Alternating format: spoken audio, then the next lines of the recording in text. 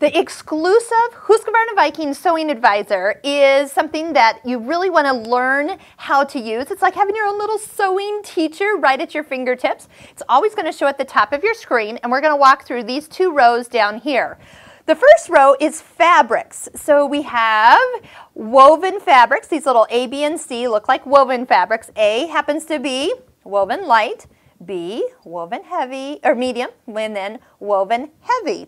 D, E, and F look like pictures of a t-shirt knit. And same thing, stretch light, stretch medium, and stretch heavy. And the last one, G, is leather or vinyl. So depending on what you're stitching on there really makes a difference. Okay, when you don't know what to be on, I want you to be on B. That's that woven medium.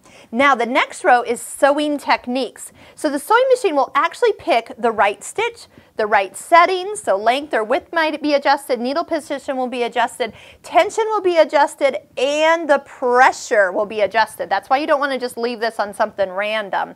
So if you are sewing on fleece, I want you to be on stretch heavy. Now let's say we finished our fleece project, we turned off our machine, and we don't get back to our sewing machine for a while.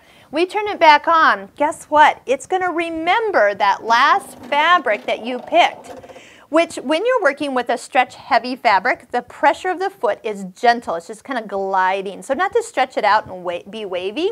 So this is not the right setting you want to be when you go back to, say, a cotton fabric or something medium. That's why I want you to switch it back to B. If it's not there, make sure it's on the fabric you need it to be. Now that we know our fabrics, take a look at what row 2 is. So these are techniques. If you can't remember what the symbols are as you're learning them, all you have to do is push it. So first one is a seam. So our seam for a woven medium sets us for a stitch length of 2.5. Now what is the stitch length for something heavier? If you're sewing on a heavier fabric, notice you usually lengthen out the stitch length. Look, it'll do it for you. So woven heavy with the seam makes a stitch length of 3.0. Something lightweight like a silk or satin, that's going to put the stitch length shorter for that finer fabric. Also needle changes too, by the way. That's pretty awesome. Okay, so let's do, what's the next one? Overcast. So if you have a serger and it's not set up for the right color, you just need to zip something through real quick. Or if you don't have a serger, technique number 2 is going to be your most popular one here. Okay, so fabric, let's just look. Let's do a stretch heavy. Notice these stitches will change in size, and also the foot might change from time to time to be a different foot selection, better suited for the fabric you are doing. All right, technique number 3, a seam and overcast. So this will actually be where it'll overcast and have a straight stitch or a stitch that will create the seam.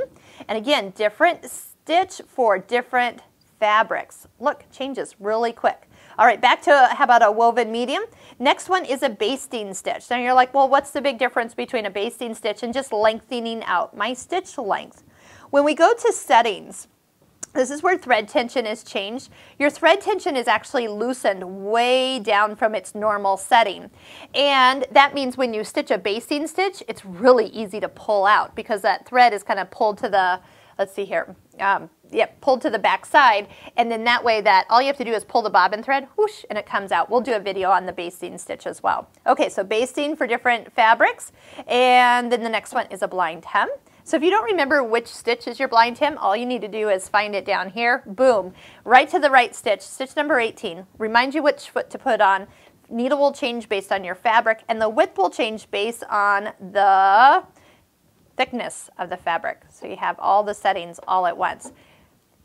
6, technique number 6, a hem. So right stitching for different fabrics, and then also the right buttonhole for different fabrics. So you don't have to guess. Notice how many buttonholes that you actually have up on this machine. Which one do you pick? For example, I'm on stretch medium, picks a buttonhole, wants me to use the manual foot, not the automatic one, but also wants me to cord the buttonhole. We'll show you a corded buttonhole in the buttonhole video.